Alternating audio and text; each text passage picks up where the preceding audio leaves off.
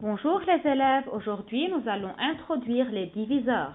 Tout d'abord, il faut savoir que veut dire les diviseurs d'un entier, puis on va essayer de trouver le PGCD de deux entiers.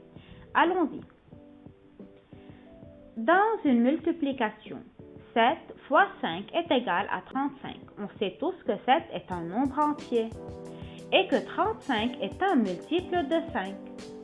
Mais lorsque j'effectue la division de 35 divisé par 5, j'obtiens 7. Alors, on dit que 5 est un diviseur de 35 puisqu'on a effectué une division exacte et 35 divisé par 5 est égal à 7. Si nous avons 15 est égal à 3 fois 5, on dit que 15 est un multiple de 3 et de 5. Donc, lorsqu'on effectue la division de 15 divisé par 3 qui me donne 5, ou bien 15 divisé par 5 est égal à 3, on dit que 3 ou 5 sont des diviseurs de 15, puisqu'on a effectué une division exacte de 15 par 3 ou bien par 5. Donc, si 48 est un multiple de 8, on dit aussi que 48 est divisible par 8, puisque la division exacte de 48 par 8 me donne 6. Et 8 sera appelé un diviseur de 48. De même, si 54 est un multiple de 6, on dit aussi que 54 est divisible par 6, puisqu'on peut effectuer une division exacte. 54 divisé par 6 est égal à 9. Et 6 s'appelle aussi diviseur de 54. Par suite, si on a une division exacte, A divisé par B est égal à C, tel que A, B et C sont des entiers, on dit que B et C sont des diviseurs de A. Trouvons ensemble les diviseurs de 28.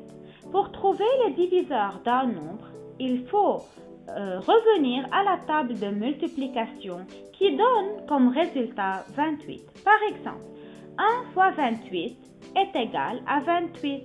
Donc 28 est dans la table de 1. 2 fois 14 est égal à 28. Donc 28 est dans la table de 2 et de 14. 4 fois 7 est égal à 28. Donc 28 est dans la table de 4 et de 7. Pour cela, on peut effectuer des divisions exactes. 28 divisé par 1 égale 28. 28 divisé par 2 égale 14. Ainsi de suite.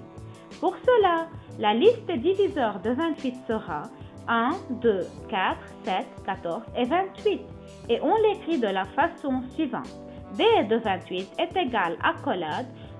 On écrit la liste des diviseurs tout en commençant par le 1 et on se termine par le nombre lui-même. Puis à la fin, on ferme les accolades. Remarquez que 1 fois 28 est égal à 28. 2 fois 14 est égal à 28.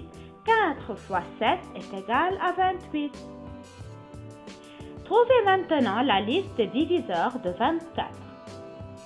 Donc, on doit se rappeler des tables de multiplication qui nous donnent comme résultat 24.